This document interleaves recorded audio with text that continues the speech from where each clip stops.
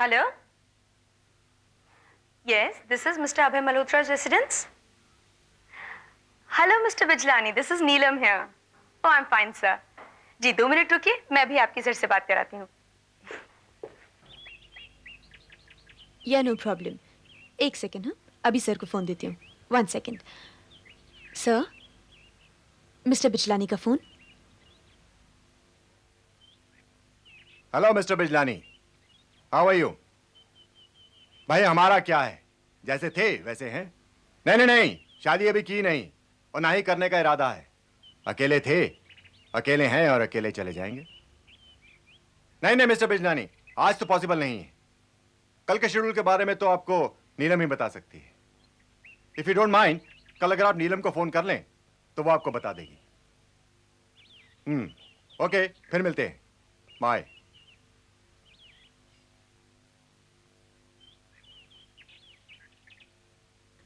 नथुलाल जी. जी madam. Sir की sugar free tablets कहाँ हैं? वो मैडम साहब ने मना किया था इसलिए. मना कर दिया था सर? दरअसल नीलम, बात यह है कि शुगर फ्री टैबलेट्स लेने से चाय का मजा खराब हो जाता है, इसलिए मैंने ही सर इसे. प्लीज सर, ऐसा मत किया कीजिए. आपको पता है ना डॉक्टर ने आपसे क्या कहा है. You know that. ओफो, कम ऑन नीलम. अरे भाई, मेरा इतना ज्यादा ख्याल मत रखा करो. और वैसे भी ज्यादा जीकर मुझे करना क्या है.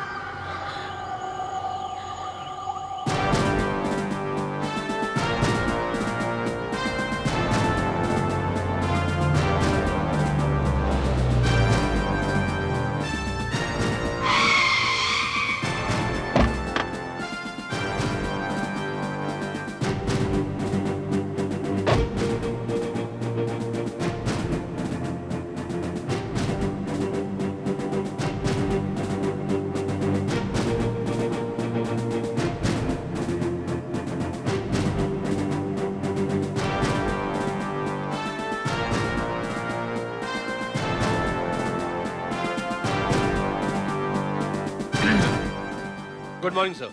मॉर्निंग रावत. सर, ये है mister Abhay Malhotra, Malhotra and Malhotra industries के मालिक. हेलो सीआईडी ऑफिसर विधान. आप मुझे जानते हैं? कमाल करते हैं, आपको कौन नहीं जानता. सर, एक्चुअली किसी ने सामने वाली बिल्डिंग के टेरेस से इनको शूट करने की कोशिश की. इत्तेफाक से मिस नीलम की नजर उस पर पड़ गई और मिस नीलम ने अभय मल्होत्रा की जान बचा ली.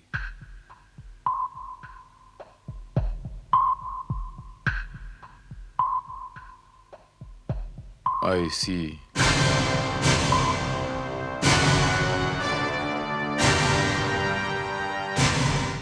और ये कोई पहली बार नहीं हुआ है ऑफिसर. इससे पहले भी सर के कार की ब्रेक्स फेल कर दी गई थी. ये तो इनकी किस्मत अच्छी थी कि इनके साथ कोई हादसा नहीं हुआ. कम ऑन नीलम, वो महज एक इत्तेफाक था. Just a coincidence officer. लेकिन ये इत्तेफाक नहीं हो सकता मल्होत्रा साहब. किसी ऐसे शख्स को जानते हैं आपकी, जो आपको ऐसा लगता हो कि जो इस हद तक जा सकता है? मेरा कोई दुश्मन नहीं है officer. I can't think of a single person जो मेरी जान लेना चाहता है.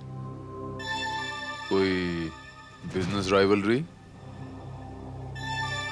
कॉम्पिटिटर्स तो बहुत हैं ऑफिसर, लेकिन कोई बिजनेस राइवल नो. मल्होत्रा साहब, कोई तो है जो आपकी जान लेना चाहता है, आपकी मौत से जिसको बहुत फायदा होने वाला है. कोई तो है जो आपकी मौत का तलबगार है. बाय द वे, आपके परिवार में और कौन कौन है? कोई नहीं, मैं बिल्कुल अकेला हूं. लेकिन कुछ रिलेटिव्स हैं. खुदा ना खास्ता अगर सर को कुछ हो जाए तो उनके सारे बिजनेस और प्रॉपर्टी के हकदार वो लोग होंगे। मिस नीलम, क्या मैं उन रिश्तेदारों के नाम जान सकता हूँ? श्योर। इनके चाचा जी हैं मिस्टर जगन्नाथ मल्होत्रा, एक कजिन है मिस्टर मोहन मल्होत्रा, और मामा जी हैं मिस्टर ब्रिजेश चोपड़ा। क्या कहा? मेरे भांजे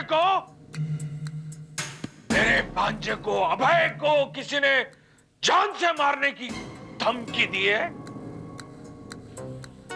कौन है वो? कौन है वो? मैं छोड़ूंगा नहीं उसे। चोपड़ा साहब, तैश में मत आइए, रिलैक्स रिलैक्स। वो हम बाद में देखेंगे कि उसे छोड़ना है या पकड़ना है। पहले तो हमें यह जानना है चोपड़ा साहब कि ये हमला करने वाला शख्स है कौन? मैं जानता हूं कौन है। ये वो कमीना जगन्नाथ है, जगन्नाथ। अपनी सारी प्रॉपर्टी वो जुए और रेस में हार गया है। अब उसकी नजर अभय की प्रॉपर्टी पर है। उसकी मौत के बाद जगन्नाथ को ही वो प्रॉपर्टी मिलेगी और इसीलिए उसने अभय को मारने का प्लान बनाया हुआ है। चोपड़ा साहब, कहीं ऐसा तो नहीं कि कोई प्लान आपने भी बनाया? What? जी हाँ चोपड़ा साहब, अभय मल्होत्रा के प्रॉपर्टी के आप भी तो दावेदार हैं। इंस्पेक्टर, तुम कहना क्या चाहते हो? मैं दौलत के लिए? इंस्पेक्टर, अभय मेरा भांजा है। मैं उसका मामा हूं। मामा, वो मेरे बेटे के समान है। मैं उसके लिए अपनी जान भी दे सकता हूं। इंस्पेक्टर, अगर कोई उसकी मौत की ख्वाहिश रख सकता है तो वो एक ही इंसान है, जगन्नाथ मल्होत्रा।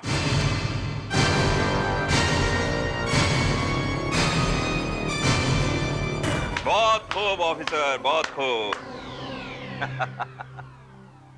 उस शराबी ने आपके सामने बकवास की और आपने उस शराबी की बकवास पर विश्वास भी कर लिया। बहुत खूब। जगन्नाथ बाबू, ये तो आपने भी सुना होगा और मैंने भी सुना है कि शराब पीकर अक्सर आदमी झूठ नहीं बोलता। ये बात भी किसी शराबी ने ही कही होगी ऑफिसर। सच तो यह है कि अगर अभय मल्होत्रा का कोई भी जानी दुश्मन है तो सिर्फ एक है, मामा जी, यानी ब्रजेश चोपड़ा। करेक्ट। वो अभय का मामा ही नहीं बल्कि कंस मामा है। वो सिर्फ शराबी ही नहीं बल्कि एक मक्कार और फ्रॉड किस्म का आदमी है। और आज जो दौलत उसने कमाई है वो उसने उसी फ्रॉड से कमाई है जो भाई साहब की यानी कि अभय की कंपनी के साथ किए हैं उसने। और उसी फ्रॉड की वजह से भाई साहब ने उसे अपनी कंपनी से ही नहीं बल्कि अपनी जिंदगी से भी लात मारकर निकाल दिया था। और अब वो अभय की दौलत पर नजर गड़ाए बैठा है। मोहन बाबू, अभय मल्होत्रा की मौत से चोपड़ा साहब को तो फायदा होगा, लेकिन उससे कहीं ज्यादा फायदा आप बाप बेटों को। लेकिन होगा नहीं। क्या मतलब है आपका? मतलब यह मल्होत्रा साहब कि कानून किसी भी मुजरिम को उसके किए गए जुर्म से फायदा उठाने की छूट नहीं देता। और अगर अभय मल्होत्रा को कुछ हुआ, सीधे शक आप बाप बेटों पे जाएगा। सर्कमस्टांसेस आपको भुगतने पड़ेंगे।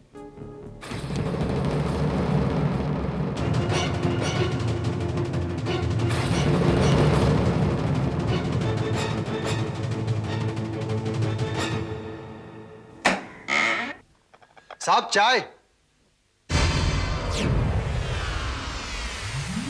कौन कौन? देखा इंस्पेक्टर, देखा आपने? वही हुआ ना जिसका मुझे डर था। और आप ऑफिसर, ये जानते हुए भी कि अभय की जान को खतरा है, आप उसकी हिफाजत नहीं कर पाए। और किसी ने घर में घुसकर मेरे भांजे को मार डाला और आप कुछ नहीं कर पाए।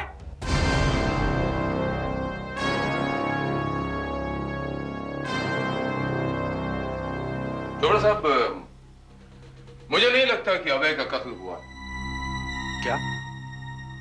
यानी अभय भैया गायब हो गए? ऑफिसर, उनके बेड पर खून के धब्बे पाए गए हैं, खून के धब्बे, और आप कह रहे हैं कि मोहन बाबू, अगर उनका खून हुआ होता तो यकीनन खून के धब्बे नहीं, लाश में।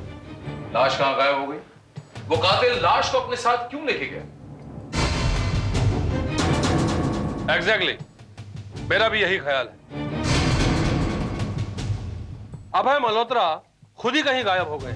नहीं, मुझे नहीं लगता कि ऐसा कुछ हो सकता है, क्योंकि अगर ऐसा कुछ होता तो सर कम से कम मुझे जरूर बताते। और फिर वो खून के धब्बे। ये पुलिस और कातिल को गुमराह करने की कोशिश भी तो हो सकती है।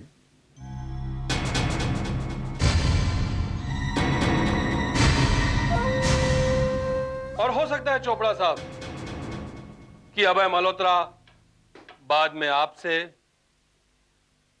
या आप में से किसी से भी कांटेक्ट करने की कोशिश करे। मुझे नहीं लगता कि अभय मल्होत्रा इस किस्म की कोई बेवकूफी करने की कोशिश करेगा, लेकिन अगर उसने आप में से किसी को भी कांटेक्ट करने की कोशिश की तो सबसे पहले आप मुझे इत्तला करें। ऐसा ना हो कि कातिल हमसे पहले उन तक पहुंच जाए।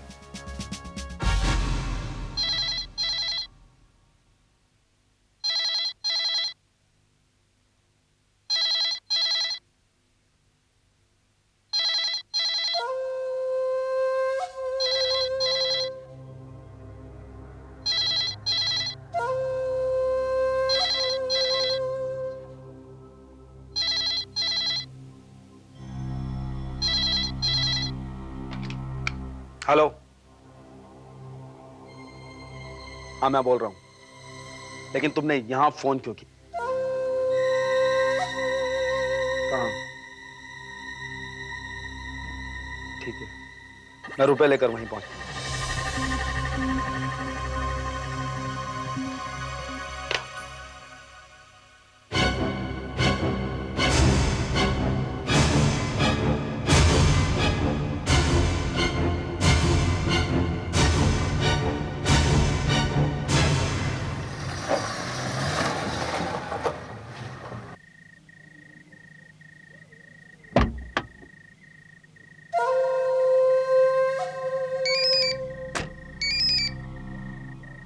हाँ, मैं यहां पहुंच गया हूं। मैं यहां हूं।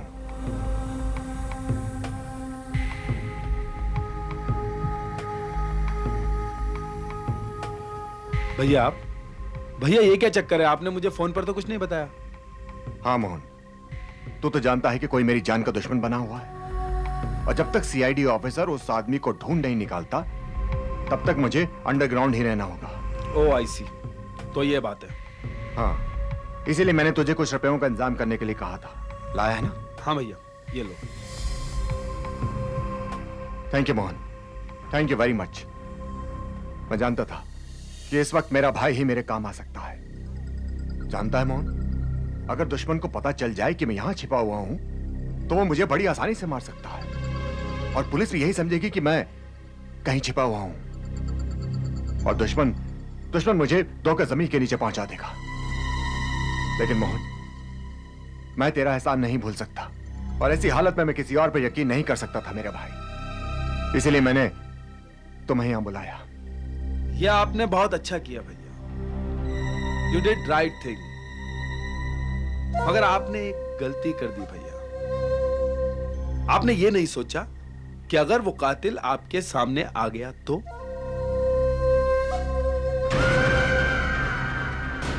अगर उसने अपनी गन से आपको शूट करना चाहा तो? मोहन,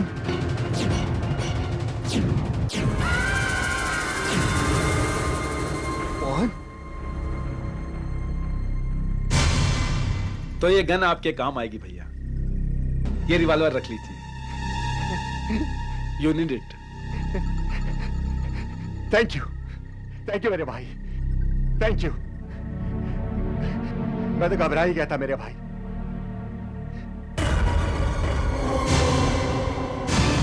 भैया! मोहन, मोहन,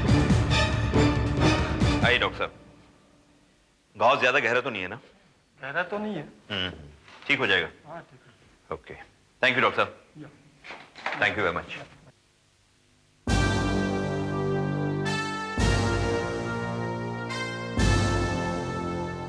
हमने आपसे कहा था मोहन बाबू कि अगर अभय मल्होत्रा आप में से किसी को भी कांटेक्ट करने की कोशिश करे तो आप हमें इत्तला करेंगे, लेकिन आपने ऐसा नहीं किया। आप खुद वहां पर पहुंच गए। I am sorry officer. Actually Abhay भैया ने मुझे किसी को भी बताने के लिए मना किया था। मगर सवाल तो ये उठता है कि वो नकाबपोश वहां पहुंच कैसे गया? जाहिर सी बात है, मोहन का पीछा करते करते। आप कहना क्या चाहते हैं ऑफिसर? अनजाने में आपने मिस्टर अभय मल्होत्रा को मौत के मुंह में पहुंचा दिया।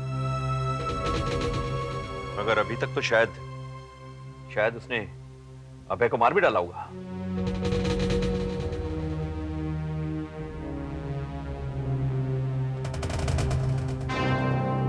हो सकता है कि इस किडनैपिंग के पीछे कोई और मकसद हो।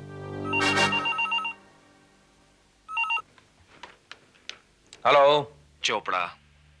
ब्रजेश चोपड़ा। कौन बोल रहा है? तुम्हारा शुभ चिंतक, तुम्हारा हमदम।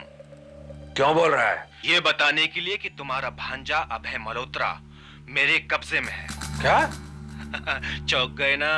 लेकिन ये सच है और मैं जानता हूं कि तुम उसकी जिंदगी की कोई भी कीमत अदा कर सकते हो, राइट? कैसी कीमत? 25 लाख। पागल हो गए हो क्या? मेरे पास इतना पैसा नहीं है। रुपया तो तुम्हारे पास बाद में भी आ जाएगा चोपड़ा, लेकिन तुमने अगर रुपया नहीं दिया तो मैं अभय मल्होत्रा यानी कि तुम्हारे भांजे को उसके चाचे के हवाले कर दूंगा। ऐ सुनो, ऐसी बेवकूफी मत करना। तुम्हें पैसा चाहिए ना, मिल जाएगा।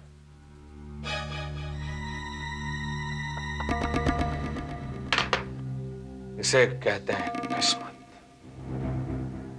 शिकार खुद ब खुद शिकारी के पास आ गया।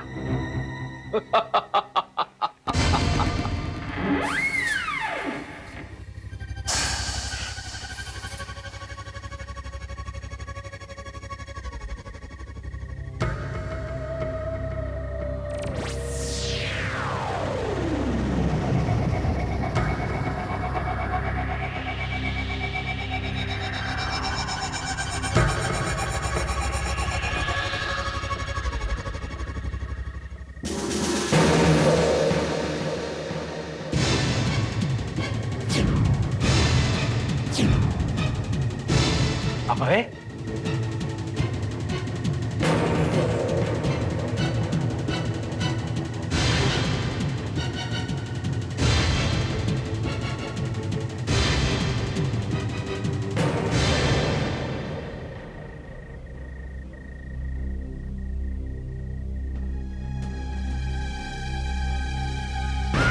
शाबाश ब्रजेश चोपड़ा।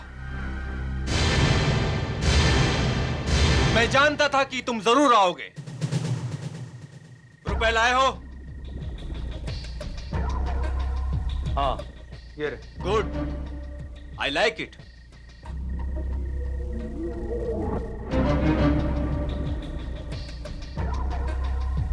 ये अभय की जिंदगी की कीमत, लेकिन इसकी मौत की कीमत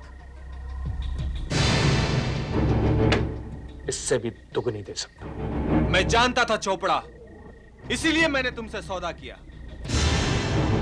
इसकी जान तो मैं वैसे ही लेने वाला था, लेकिन मैं ये अच्छी तरह से जानता था कि तुम इसकी जान की कीमत जरूर दो। लेकिन मेरी एक शर्त है। बोलो। मैं इसे अपने हाथों से मारूंगा।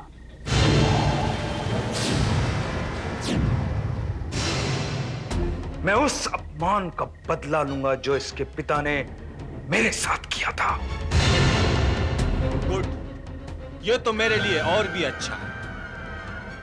ये लो, तुम ही इसे शूट कर दो।